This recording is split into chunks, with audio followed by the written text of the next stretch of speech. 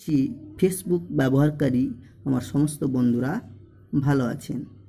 আজকে আমি মৌলিক উৎপাদকে বিশ্লেষণ করার বিষয়টি নিয়ে আপনাদের সঙ্গে আলোচনা করব। এই 60 সংখ্যাটিকে কোন মৌলিক সংখ্যা দিয়ে প্রথমত বিশ্লেষণ করা যাবে।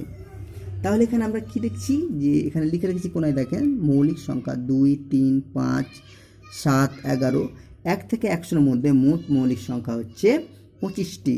তার মধ্যে কোন সংখ্যাটিতে প্রথমে এই 60 সংখ্যাটিকে ভাগ করা যাবে।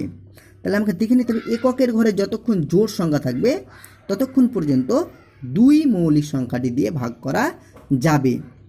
তাহলে এটা জোড় কী করে বুঝবো? আমরা জানি যে এককের ঘরে 0, 2, 4, 6, 8 এইগুলো সব জোড় সংখ্যা। এই সংখ্যাগুলি যদি এককের ঘরে থাকে তাহলে সংখ্যাটি নিশ্চিত ধরে নেবেন জোড়। তাহলে এই জোড় সংখ্যাটিকে মৌলিক 2 সংখ্যা দিয়ে ভাগ করা যাবে। তাহলে আমরা প্রথমত কি করছি, এটা 2 দিয়ে ভাগ করতে যাচ্ছি, 2 দিয়ে। তাহলে আমরা জানি যে এখানে রয়েছে 60। তাহলে 60 টাকাকে যদি মা 2 জনকে ভাগ করে দেয় তাহলে কত টাকা করে পাবে? 30 টাকা করে। তাহলে আপনি এখানে 30 লিখে দিবেন, 2 দিয়ে ভাগ হয়ে গেল। আবার এটাও করা যেত যে 2 দিয়ে প্রথমে 6কে ভাগ করলে তাহলে 3, আবার 2 দিয়ে 0কে ভাগ করলে 0, তবুও হবে। এবার আপনি চলে আসেন, আবার টানবেন, আবার দেখেন এককের ঘরে 0, তার মানে জোড়।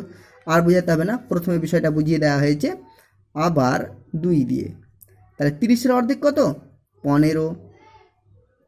ভাগ করলে 30 টাকা আছে মায়ের কাছে, 2 ভাগে ভাগ করে দিলে 15 টাকা করে পাবে। এখানে আমরা ভাগ ফলগুলো বসাচ্ছি নিচে। আবার চলে যাবে, এখন এটা ক দিয়ে ভাগ যাবে। আর কি 2 দিয়ে যাবে? যাবে না, কারণটা হচ্ছে কি, এখন চলে এসেছে এককের ঘরে বিজোড় সংখ্যা।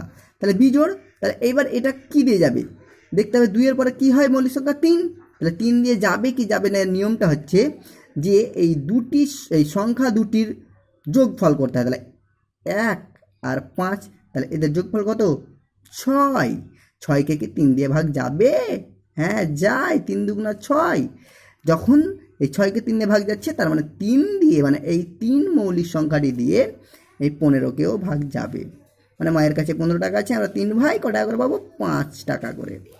আর কি এই সংখ্যাটিকে ভাগ করতে হবে আমাদের, মানে বিশ্লেষণ করতে হবে না? কারণটা কি, আমরা যখন শেষে যখনই আমরা একটা মৌলিক সংখ্যা পেয়ে যাব তখন আর আমাদের বিশ্লেষণ করার কোনো প্রয়োজন নেই, কারণ আমরা মৌলিক সংখ্যাগুলি দিয়ে এতক্ষণ বিশ্লেষণ করছিলাম, আর শেষে এসে আমরা মৌলিক পেয়ে গেছি।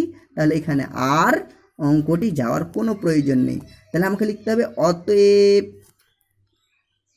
60 এর মৌলিক উৎপাদক, 60 এর মৌলিক উৎপাদক,